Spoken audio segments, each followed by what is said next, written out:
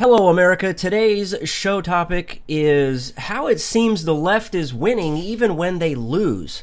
And to help discuss how this is, we'll be joined shortly by our awesome, incredible friend, Army John. If time permits, we've also got an incredible profiles in history. This guy is really, really cool.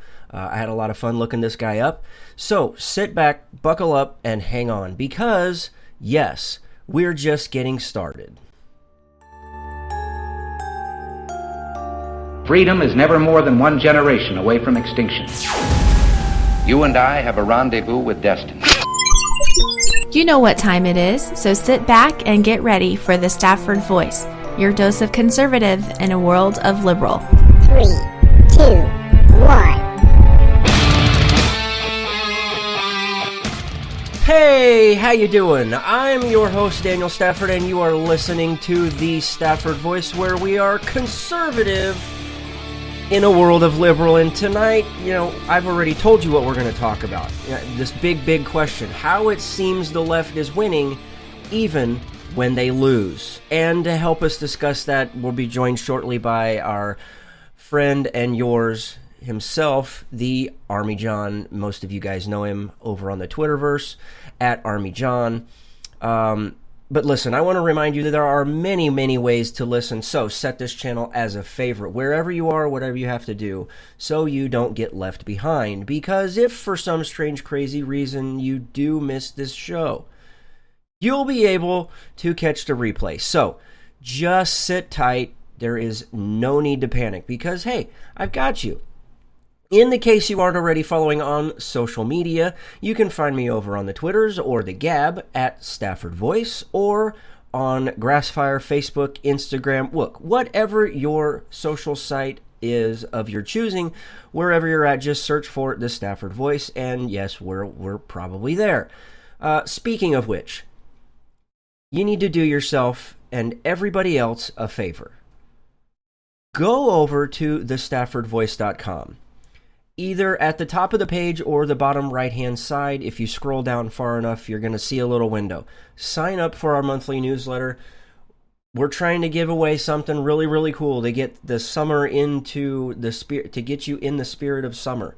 I've got this nice little package that I'm ready to give away, but the only way you can follow along with things as far as the giveaway is you have to be a subscriber. That's the only way you get the information on how to win. Okay, enough about all of that stuff. Let's get into this, shall we? Let me invite my friend over onto the show. Let me bring him in because he hit me up with this question and tagged this article to me. Oh man, it's probably been what, 2 weeks, John? Yeah, about 2 weeks. Okay.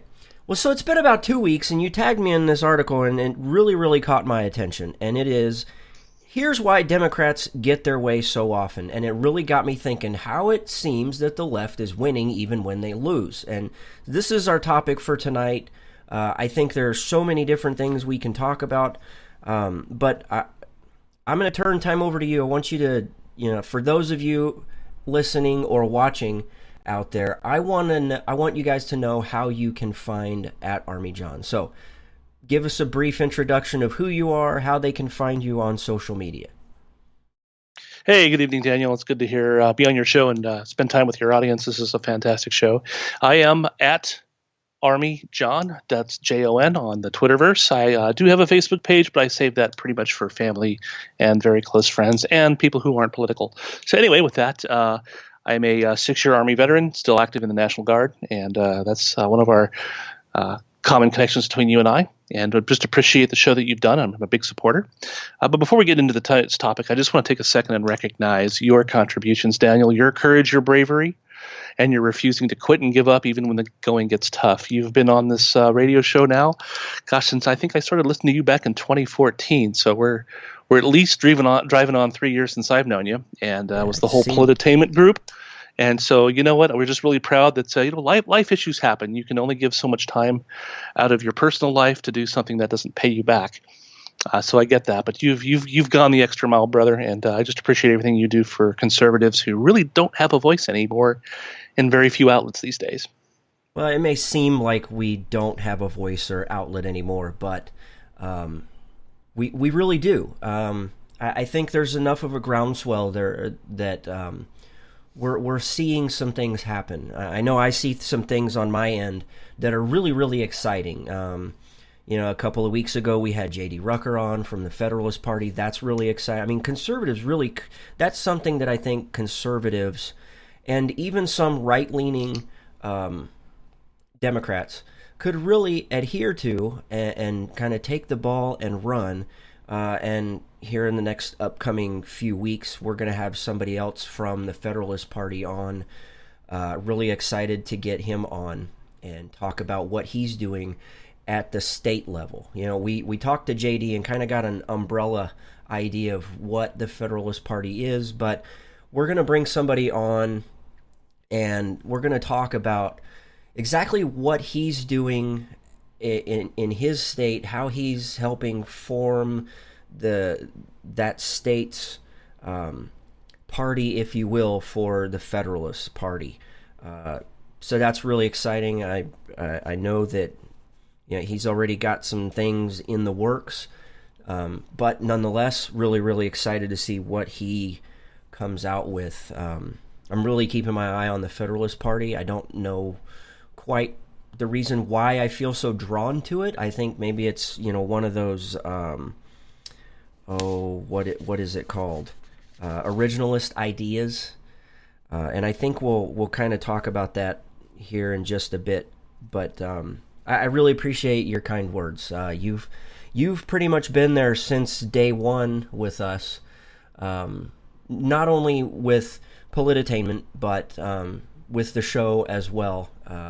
So I really appreciate that, and I know that you're willing to jump on board to come on the show a couple of times now, and then I think we're getting ready to see some content come out from you on the Stafford Voice. Is that correct? Absolutely. I'm very excited to get my feet back into the mix. Yeah, as you know, we had a site a while back, but for whatever reason, that's no longer around. But I'm glad to be able to contribute and put my 2 cents in. If we speak together and we all contribute, I think that we'll start to have an impact on the generation that's coming up. Because the only thing we have to do is stay silent and give up, and evil is allowed to do whatever it wants. So I'm glad to be part of Team Stafford. So anyway, so let's dive into this. Democrats Absolutely. seem to get their way so often. How is it so? I'm interested to see how you want to tackle this idea. Sure, a couple of different things. Wouldn't you love to lose and win? If you're the Seattle Seahawks, at least when I was growing up in Pacific Northwest, we used to cheer the opposing team. Didn't matter who they were. But could you imagine being 21 points under and then lose to the Denver Broncos and then turn around and get the Super Bowl ring? Well, this doesn't work anywhere else except in politics. So, I was drawn to this article that I sent over to you, and it was from WorldNet Daily, and the bottom line is, Democrats seem to win, or liberals seem to win, even when they lose elections. As you have been tracking since 2016, Democrat Party and liberals in general have been losing election after election, state by state, and yet they managed to turn that around into, a force which is still difficult to deal with. It's like when Trump said, we're going to drain the swamp. Well, I think the swamp keeps winning, and the more that we drain it, at least that's what it looks like. But what drew me to this article was its directness and its bluntness. Yes, they are able to get things done, even though they've lost power in Congress. They've lost even a lot of state legislatures and governorships.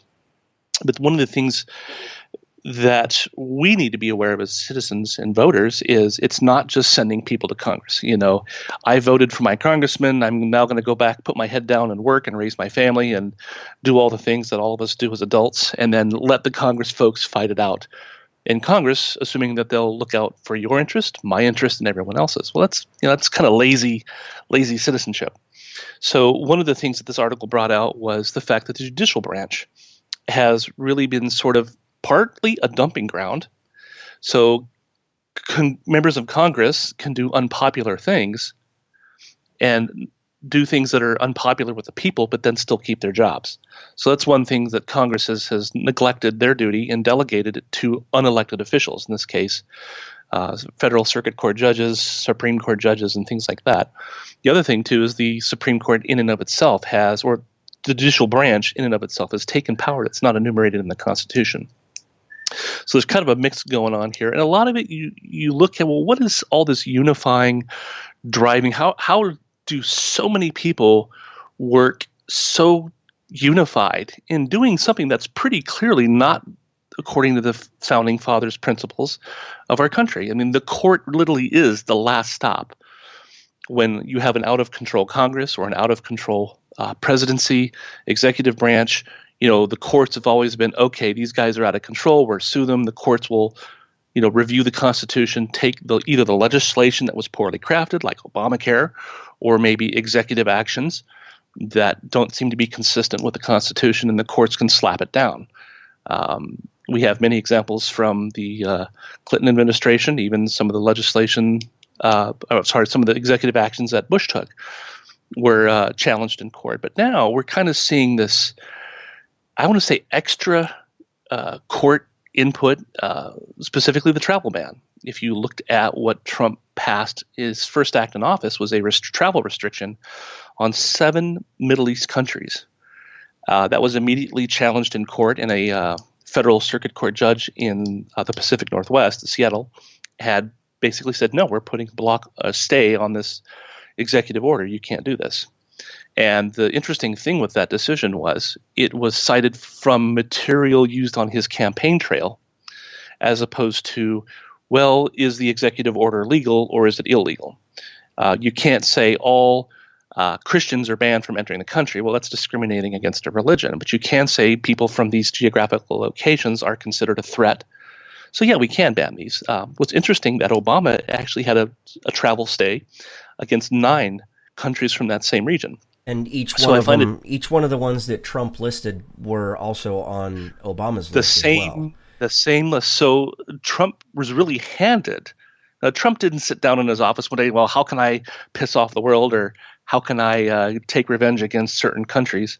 No, he didn't do that. He was handed by an administrative official or a secretary of the Department of State said, Mr. President, we suggest that you sign this travel restriction based on our findings and the intelligence offices. These countries seem to be a threat to us. And this is not something new. We did this 5 or 6 years ago with the prior president. So everything aside, what are we left with? So clearly a travel restriction is within the purview of the executive branch and the president. It's been done before. It's not like it's never been done before. So we mill out all these impurities. What are we left with? Well, we're left with a sort of a value system. If you're not judging on the law, what are you evaluating on? Well, you're evaluating to the values of the country, the community, and that's, I think, what we're coming down to. It's liberal progressivism and an opportunity to be obstructive to the executive orders in a way that's maybe not legal. For example, a judge cannot be also a witness. It's a very important thing. A judge is impartial and evaluates the testimony provided by experts. And when these cases went through even the Ninth Circuit Court, the stay was the ban on the ban was upheld, or the court's stay on the executive order was upheld, but it was not done for any particular legal reason. There was no violation of the law, a statute, the Constitution, and so what's left with it was a violation of conscience. And I don't think that's part of our judicial system, and that's not enumerated in the Constitution. Something might be wrong, but it doesn't make it illegal, and vice versa. We look at this growing cultural inclusion, sort of like a amicus brief, or for your listeners, that would be a friend of the court. Somebody's providing expert testimony to a decision that's being made, even though they're not directly involved with the case. There is legal provisions for outside influence into a decision, but not the judge himself. So I think, what are we creating here? What do we have when we have a absolutely legal order, And you know what a legal order is from spending, I believe you were in the Army for 4 years or 5? Just 3 You years. understand? Right. Just 3 years, thank you. So you understand what a legal order is, and you also understand what an illegal order is. Every soldier gets that training. You cannot be ordered to shoot innocent unarmed victims by your commanding officer. In fact, that was a very famous case in Vietnam, the My Lai massacre. Right. So we have these rules. We have these very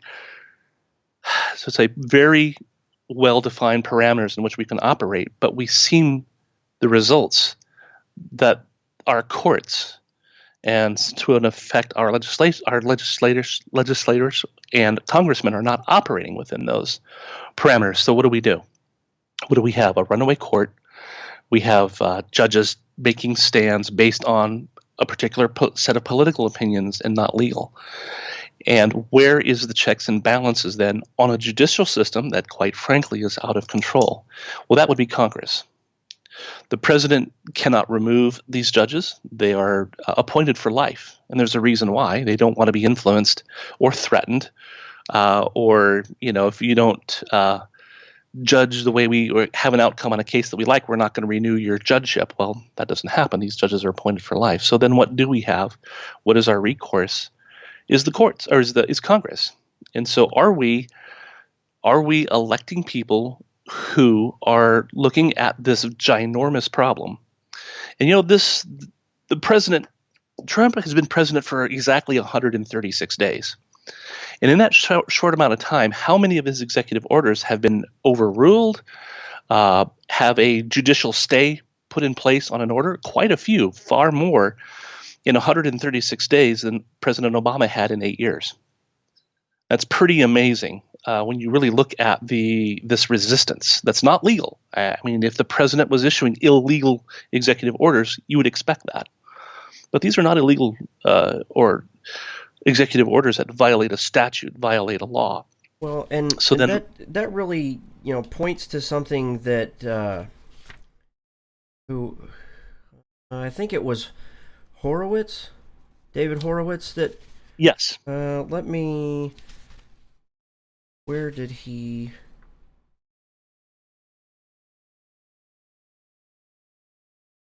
Okay, so he had several. Yeah, he had several points in it. We're gonna get into. Slick's kind of giving us a hard time. He says I need to smile or something. I'm just intently listening and I'm trying to collect my thoughts. Slick, sorry. I see you guys over in the chat there, and one of the things that they did bring up was the last means of defense against a corrupt court is obviously we the people. I think we all know that. But Horowitz said, they could require 2 members of each family in order to foster diversity to get sex change operations. Literally, the Republicans will get up there and say, while I strongly agree, it's the law of the land. Everything the courts do is the law of the land, even though the law of the land is not the law of the land. That really touches on what I think we've seen over the last, you want to really say 8 years, but we have to be a little more broad than that. And this is something that has been a slow progression over at least 16 to 20 years, where we've seen a continuation of putting politically motivated judges in place, and they stay there for life. And if you want to debate that, go read the Constitution. For anybody out there that wants to debate it, you got the whole what is it, the good behavior clause? Well, if you're an originalist, you know that the good behavior clause was originally debated as saying for life. It's very, very hard and difficult to argue that a judge is quote unquote without or within good behavior, that they're going against that. But that's something that Republicans, for some reason, tend to be a little too nice. And I think Ted Cruz kind of touched on that during the election, that conservatives and Republicans both, they need to lighten up, quit being such a stick in the mud. They have to be comedic. They have to be. It's okay to be funny, but it's okay to challenge somebody, regardless of the fact if somebody wants to start immediately name calling you, or degrading you, or saying that you're an anti-Trumper, this or that. Throw all of that stuff out the window. I mean, we have a nation to protect. We have this entire idea of America that we need to protect and continually defend. I mean, I know you as well as I did when we raised our right hand and promised to swear and uphold and defend the Constitution of the United States. It didn't end after our time was done. If anything, now that we've seen the country and experienced it in an entirely different way, we have an entirely different love for our country and what it means to be an American. Now is not the time to lay down our arms. I mean, I want to go back to something that Horowitz touched on, where absolutely. He was talking about how these judges, and I want to get into. I've got something else that I think just came out over the weekend from. It was either Heritage or Daily Signal, one of the two, but where he was talking about how these district judges in various locations of the U.S. These U.S. district judges are basically subverting what we're trying to do to protect the country and the constituents thereof. And he said three of those four judges owe their lifetime appointments to Barack Obama. This is part of what Horowitz calls, quote-unquote, social transformation without representation. The phenomenon of unelected judges issuing nationwide rulings on foundational issues such as immigration that the framers of the U.S. Constitution meant to be decided by the elected branches of government. And again, that goes back to Article 3 of the Constitution, where we're laying out the powers and stuff that Congress have. They've been given these powers and granted them by us. I mean, we're the ones that elect them and send them there to do these things. But when we don't hold these people accountable, we're now reaping the benefits of sitting back and watching football on a Monday night instead of trying to debate these issues and figure out where in the hell did we go wrong and how can we fix it.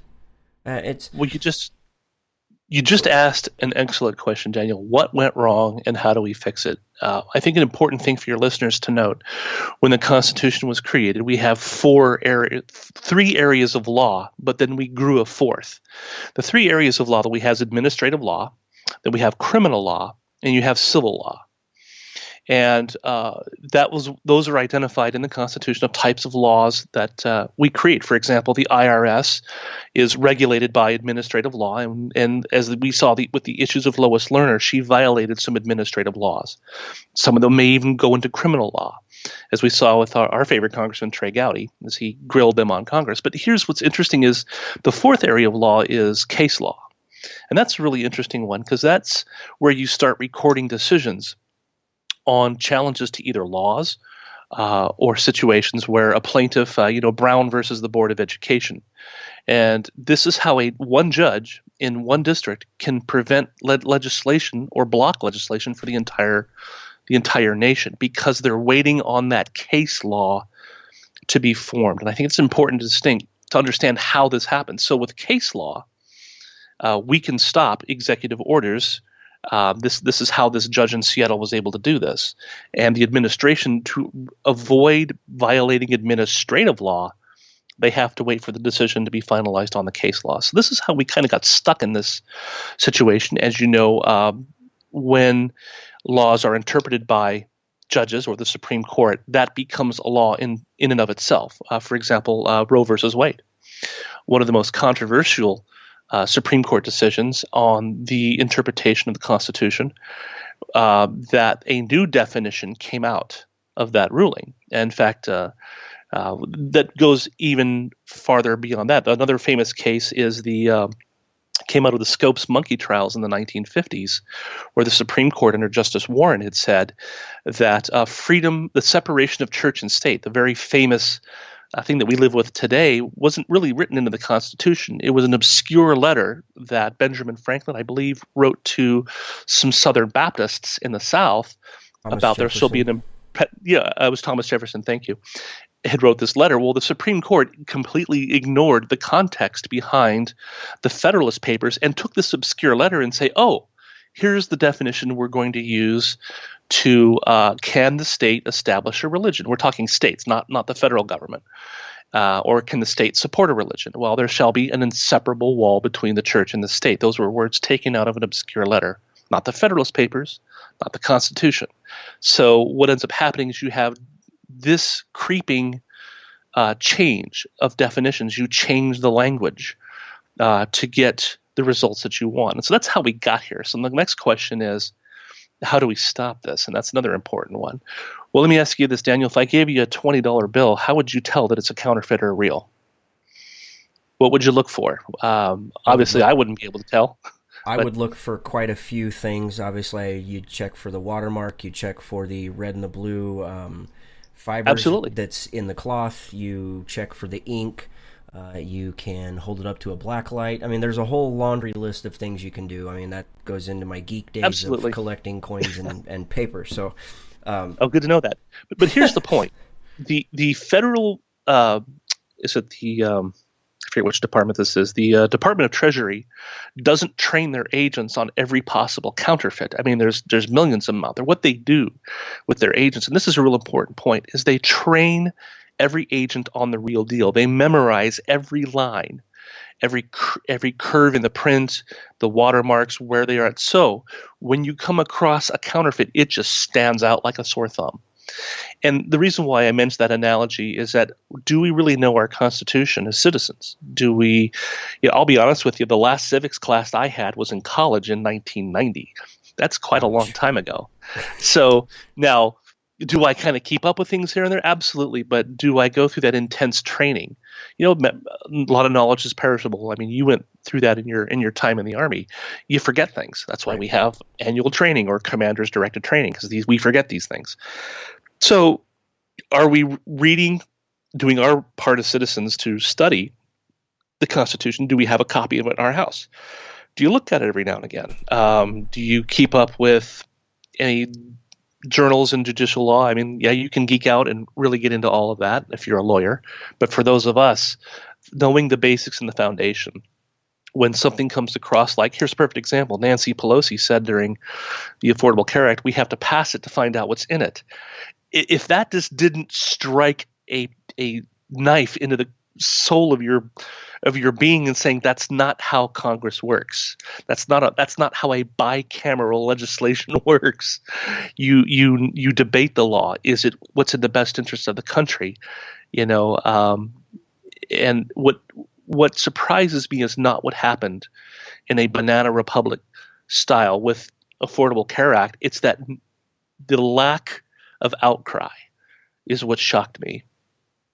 That people didn't stand up and say, what in the devil is that? How do you pass something to find out what's in it? It makes absolutely no sense. But that's where we're at, because people don't know. We don't know that we're being fooled. We don't know that we're being tricked. And I think that's the hardest thing. So how do we change that? Well, we educate ourselves. But the big things, we had to educate our children. And I think that I can say one thing, Daniel. I would say we're kind of in bad times. I mean, we've been in worse times as a country, but one thing that bad times do is they create good people. They create good citizens. And I think the Democrats might be getting, the liberals, progressives, might be getting a short-term victory, but look at what they're creating. When I see churches full of, teenagers and young 20-year-olds, hey, when I was 20 years old, I didn't go to church. But I go to church now and I just see all these young people. It's like, you know what? The drug, sex, and rock and roll isn't paying off. It's not delivering us on our dreams. And I think I call it the counter culture. Little reference there for those of you who were flower children in the 60s, the counterculture. Well, we're seeing the reaction to that. And I think that's where my hope is as a citizen of this country and a defender of this country is, yeah, there's a lot of junk going on right now, but look at what they're creating. If you've kept up, just quick, not to drill into a rabbit hole, but if you see that Evergreen College hubbub up there in Washington State, this professor came out against the activities of the social justice activities on their campus and says, I'm a diehard liberal progressive, and you guys are pushing me into being a conservative because of the typically my views are now conservative based on where the left has gone. And I'm just like, wow, this is how you win people with truth and consistency. What's your thoughts on that? Well, that's exactly right. The end of this article, he sums it up, and I think he just kind of sums up the entire problem that we're seeing. He says, quote, "The only thing worse than the social transformation is for godly people with godly values to acquiesce to it and become content with it." We as a society tend to take the easy way out. And that is by far, that is so far opposite of the founders that started this American project, if you will. They realized how difficult this was. They put their lives, their fortunes, everything on hold. A lot of these guys lost everything. They lost their families, they lost their fortunes, they lost their homes. They hid out in the woods to try and at least survive, so one more night so they could go back to Philadelphia in a couple of days and debate something.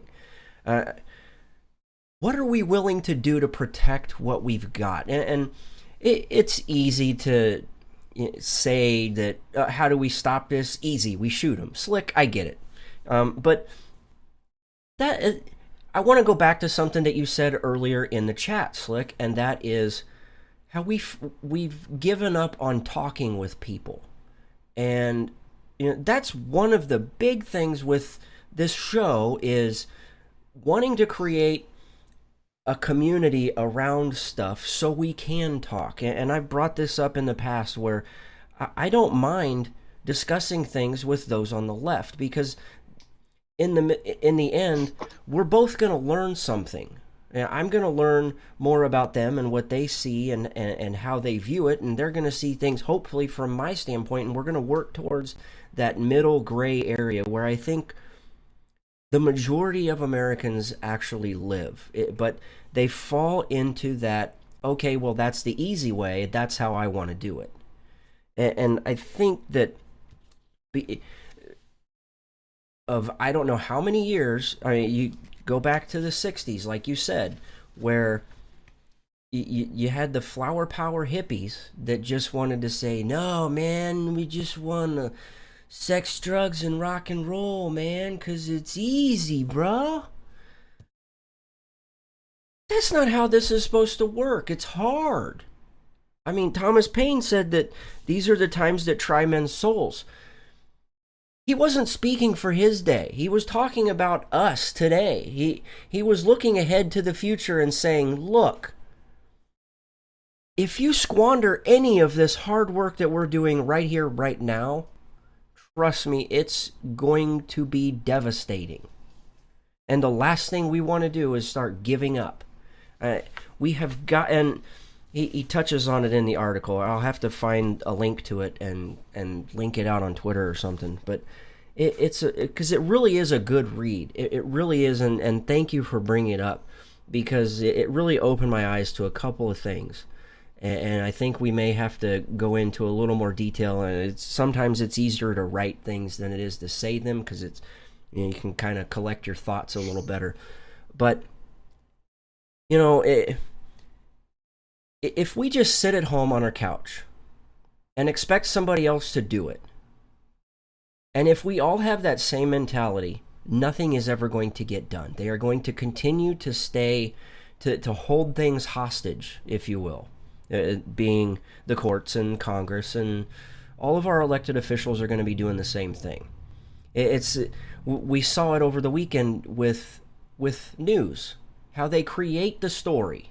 They create it wherever they are. We saw CNN creating the fake news, hashtag fake news, where they're going and collecting people and putting them in front of the camera and staging them so that, 30 yards behind where they're standing, they've got other people that look like it's ground, like they're doing ground control. And we allow it. We can't do this anymore. It's not getting us anywhere. We've got to start holding people accountable.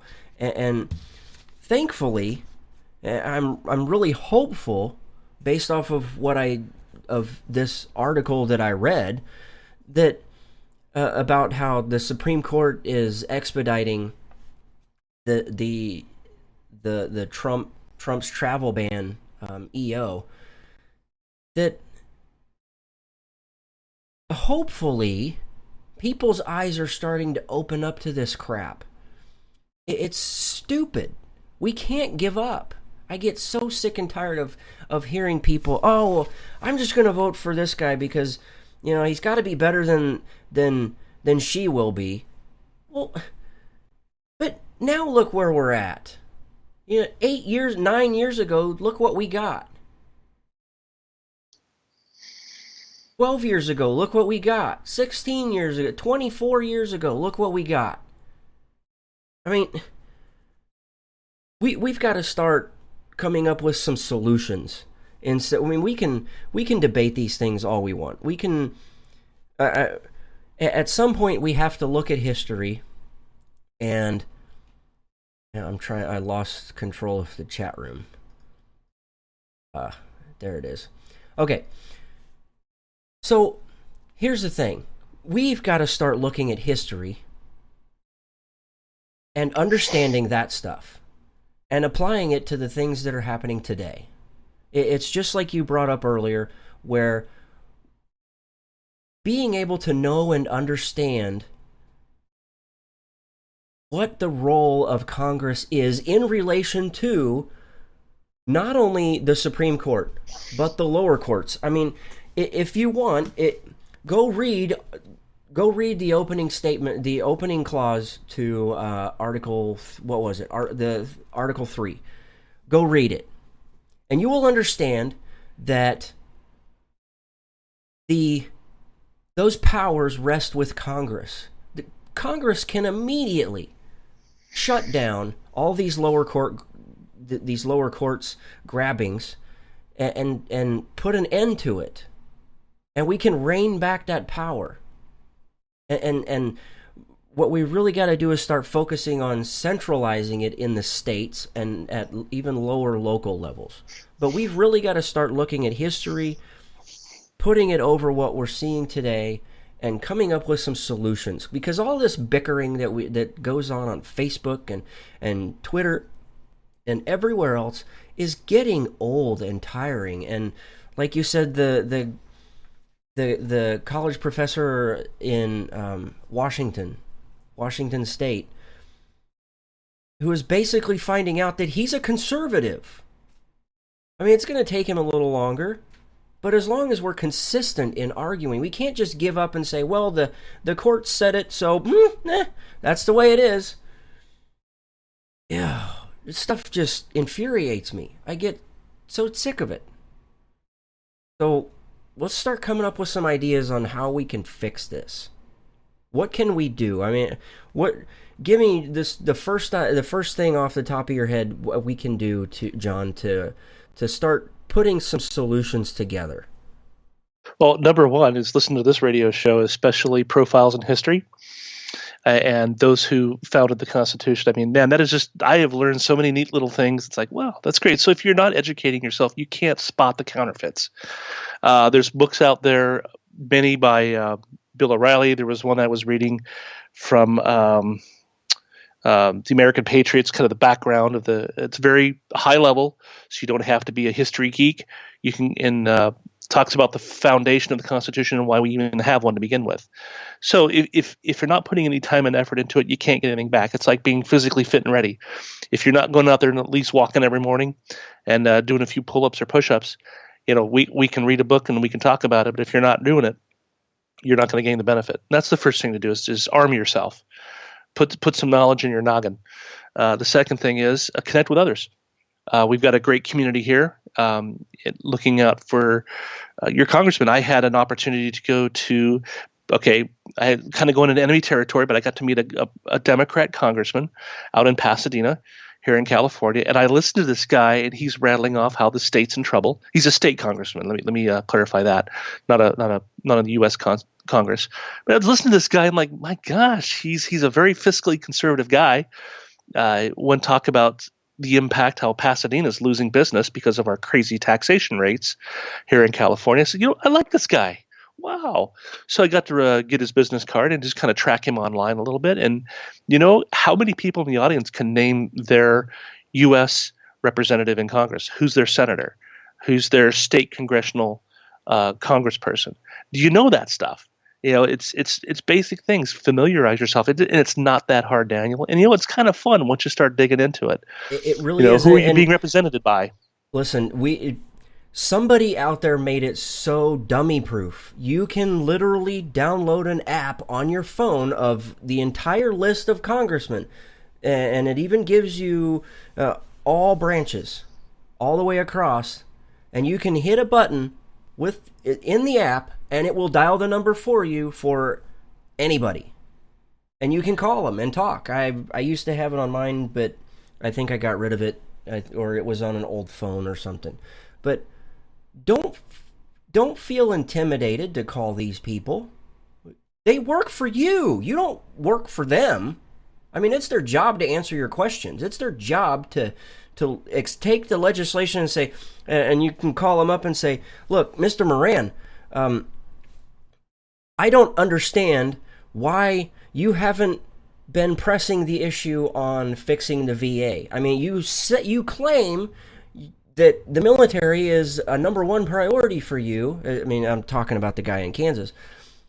You claim that the VA is a top issue. You claim this. What the hell are you doing? I haven't seen or heard anything from you. Why am I seeing other congressmen and senators from other states putting together legislation to help? I didn't see your name on it. Explain. Don't just sit back and wait for them to call you. They're never going to call you. The only time they want to call you is when they want to robocall you and say, hey, will you vote for me? Call them. If they know you by name, then you're doing something right. If they get scared every time they see your name and number pop up on the caller ID, you're doing something right. Sorry, I didn't mean to steal that one from you, but go ahead, John. What else can we do? Well, I'll tell you what, that's teach your kids. Yes. I mean, for those of you who are faithful and believe in Christ or go to church, what does the Old Testament talk about most of the time to the Israelis? Teach your children what God has done for you. Pass that along. Look what happened to Israel in the ancient times when they didn't do that. They got into all kinds of chaos and even got expelled at one point. So, if God didn't spare them, is he going to spare us? So this pass this on to your children. Change happens each generation. Is it's even in your introductory music, where Reagan says we're just one generation away from tyranny. And I think if we don't pass that on and we don't teach our children the value of our freedoms and liberties, they're just simply not going to appreciate it. Didn't cost them anything. They're not going to value it until it's too late. Okay, let me touch on a couple of things that have been said in the over on the chat room. Synagogue always counts. Yes, the synagogue does count. And if I remember, we went to an interfaith discussion between Mormons and a local Jewish congregation. Fascinating discussion. And we actually drew a lot of parallels between those of the LDS faith and those of the Jewish faith. And number one at the top of the list was family. And being a member of the LDS church, one of the things we do is we have family councils. We also do family home evening. We do Oh, we do. We sit down as the father figure in the home. We'll sit down with our children one on one. We call them a priesthood, a personal priesthood interview or something like that, without getting extremely technical. But we sit down. We sit down with each member of the family, and we discuss. I sit down with my wife and I talk about issues. I mean, we kind of blanket it during our date night, but. Or just whenever, when she has an issue, and me being that, having that role in the house, in the household, it's my job to make sure that all of her spiritual and physical and emotional needs are being met, and I can't leave that up to somebody else. That's my job. That's my role. And so as you see, and you're taught things in your church or in your congregation or in your synagogue. And that's one of the things that I took away from that interfaith discussion, was how tight the Jewish families are. I mean, every Friday night? Every Friday night, the father sits down with every child, and they go over things. He teaches them. They go over scripture. They go over other life lessons. It was fascinating, and to be able to take that from their culture and see that, well, ours over here isn't too different. Well, and I can learn from that. So I'm going to take some of that and see how it works over here. And it helped leaps and bounds in our house. So, look, I want to challenge people that it doesn't matter what faith you are. All right, you could even be a Wiccan, and there's a Wiccan lady out there, Becky Noble. Many of you may know her. She's not very active on Twitter. She used to be at Patriot Witch, but she's over with the Politichicks now. She writes over there. Fascinating, just awesome lady. I don't know if she's still podcasting or not. I haven't seen very much out of her. I know she's doing some writing over there, but she's a Wiccan. She's a witch, and proud of it. But she's conservative, and her husband is a Christian, and they still do faithful things. It's fascinating. So you've got to be able to set things aside and grow and learn and move forward and progress in life. And it doesn't make you a progressive by any means at all.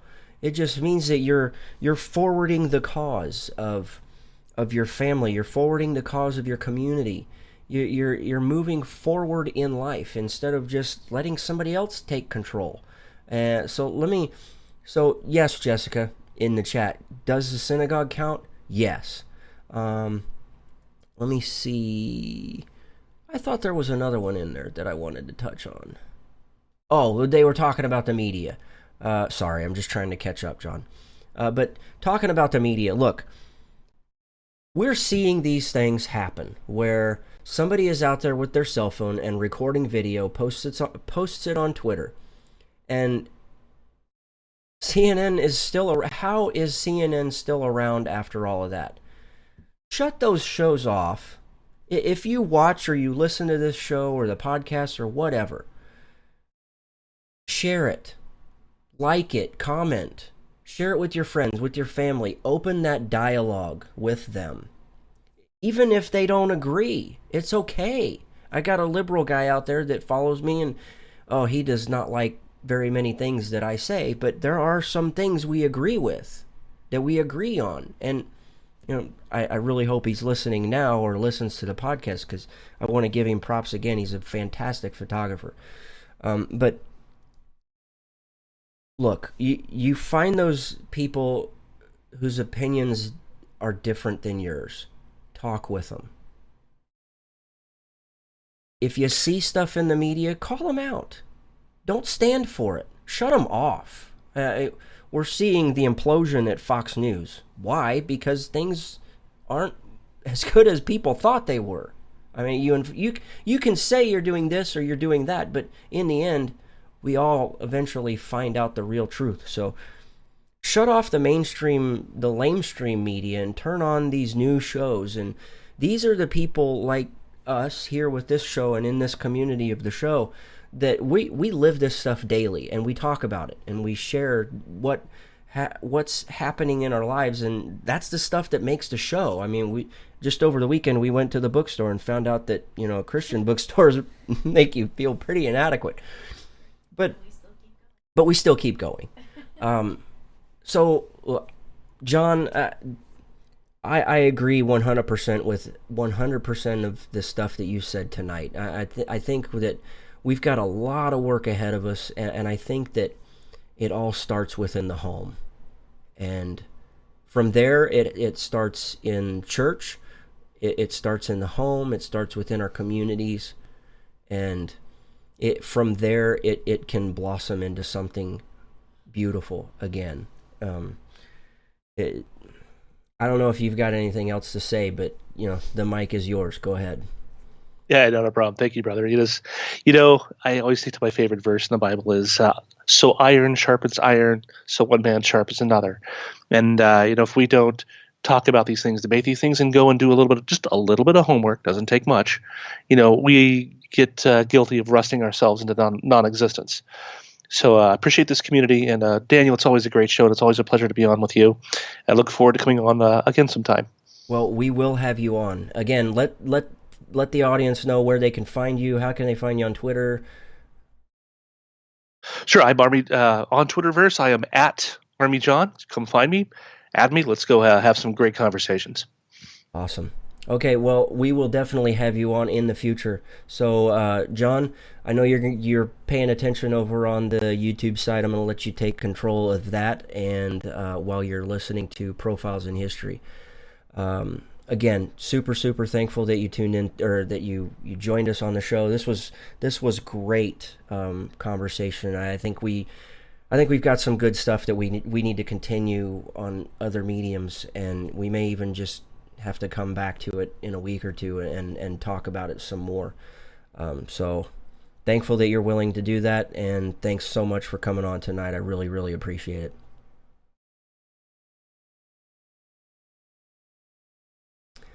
All right, ladies and gentlemen, it's time. Your favorite time and mine. Profiles in History. During the Battle of Yorktown, he stood and watched his home get pounded with artillery because it was believed that British General Cornwallis was headquartered there. But that's not exactly how the entire thing went down. Thomas Nelson Jr. was born in Yorktown, Virginia on December 26, 1738. He was the oldest son of successful merchant and landholder William Nelson. He was called Junior because his uncle Thomas also lived in Yorktown. At the age of 14, Nelson was sent to Britain for a proper English education. He studied for 8 years and graduated from Cambridge University in 1761. He returned to Virginia and married Lucy Grimes on July 29, 1762. And together, they would have 11 children. It looked as if life was beginning to get comfortable for him as his father gave him a plantation and a townhome in Yorktown. He had it all: money, land, slaves, connections. Enough so that he became a member of the House of Burgesses of Virginia in just a short few years. Surprising to some were his patriotic views considering the amount of time he had spent in England, but he later explained his beliefs in a letter to a friend, saying that he thought there was no greater absurdity than Americans having, quote, affection for a people who are carrying on the most savage war against us. Royal Governor Lord Dunmore in 1774 had learned that Virginia's Burgesses were allying themselves with Bostonians against the crown, so he dissolved the legislature. However, this didn't stop Nelson and his fellow rabble-rousers. They simply collected their papers, quill pens, and walking sticks and moved to Williamsburg's Raleigh Tavern. While there, they passed more resolutions, including one that called on the other colonies to send delegates to a new Continental Congress. Later that year, on November 7th, Nelson and a few compatriots further distinguished themselves by staging what is referred to today as the Yorktown Tea Party of 1774. They boarded the British ship Virginia, which had carried tea, and dumped its tea into the York River. As part of the new Virginia Provincial Congress in Williamsburg from 1774 to 75, Nelson was named colonel and put in command of one of the 3 new regiments being formed, but would resign the next month when he was named as a delegate to the 1775 Continental Congress. In the spring of 76, Nelson introduced a resolution Edmund Pendleton drafted to the Virginia's Provincial Congress. The resolution called for permission for Virginia's delegates to the Continental Congress to declare independence from Britain. They adopted his resolution, and he brought it to Philadelphia. Fellow delegate Richard Henry Lee abridged the resolution and introduced it to Congress on June 7th. The vote, however, would get delayed until July. Thomas did vote in favor for independence and later signed the Declaration of Independence on August 2nd with the other delegates. In 1777, Nelson experienced a somewhat severe headache that caused a bit of memory loss. Add in having suffered from chronic asthma, and it's easy to see why he would take a leave of absence from Congress to return home. Upon returning, Virginia Governor Henry made Nelson Brigadier General and Commander-in-Chief of the state's militia. Thomas was a dedicated leader, often using his own funds and supplies to support the war effort. In 1778, he responded to a general plea from Congress by assembling a troop of light cavalry and marching to Philadelphia to fight off the British. But upon arriving, they discovered they weren't needed. The British had already pulled back to New York. Nelson and his boys marched home, but things were far from over for General Nelson. He was an excellent fundraiser for the militia and often gave his own word and collateral, promising to make good on debts if the state could not. I mean, seriously, we know how good the government is about paying back their debts, right? He even played an instrumental role in securing Virginia's portion of the funds needed to help the Continental Treasury pay the French fleet. Nobody wanted to loan the unproven government the money, but people did agree to loan the money to Nelson. He turned over the money in return for securities that ended up being worthless. Lord Cornwallis and Arnold attacked Virginia in 81, leading then-Governor Thomas Jefferson to resign to a person with more military experience that could lead the state during the emergency. Nelson was elected governor and made commander-in-chief of the state's military. Now it was time for him to put his military chops to the test, most famously at the Siege of Yorktown. Now, there's a popular story about his conduct during the siege of his hometown as he watched the American artillery pound Yorktown. As it goes, the British weren't getting any rest, except for one untouched house. Nelson asked why it wasn't being fired upon, and the soldiers reportedly answered that it was his home and they wanted to show respect for their governor and commander. Family tradition says Nelson then told the troops to have at 'em, supposedly even offering the gunners 5 guineas for every hit. He then stood there watching as projectiles rained down on his home, driving British officers away. Nelson's home wasn't his only asset damaged in the Revolution. War wreaked havoc on his fortunes as well. His economic standing and mercantile business were headed downhill even before he started loaning money to the government, as he was not the world's best bookkeeper. And when the notes came due on the loans he had secured for the nation, he found ways to pay up, often selling land and slaves. And in fact, in his will, he instructed that parts of his land be sold to pay off any leftover debts. Nelson's asthma continued to plague him for the remainder of his life, and although he was elected a delegate to the Constitutional Convention in 87, he declined serving. Instead, he moved to a small estate called Awfully Hoo in Hanover County, where he passed away at the age of 50 on January 4th, 1789. His house in Yorktown was repaired and still stands today. The holes the cannonballs made in its walls in the last major battle of the Revolutionary War are still visible. And that is this week's Profiles in History. And unfortunately, that's all the time we have for this week. I know, listen, stay tuned because I'm trying to put them out every day. Sometimes I miss one. I get it. But if you haven't paid attention, putting out things called the morning mashup or midday mashup, whatever it is, because of what time of the day it is. So I really, really encourage you to go out and listen to them, share them with your friends. It's news you can use in 5 minutes or less. That's it. Sometimes there's a silly story, but you will always get a hard-hitting report on something that's going on. So, like I said, that's all we've got for this week. God willing, the Stafford Voice will be back next week. Follow me on Twitter or Gab at Stafford Voice. Look me up on Facebook, Instagram, wherever you're at, by looking for the Stafford Voice. Email your questions or comments or concerns to the Stafford Voice at gmail.com. Thank you so much for your time. And until next week, thanks and God bless.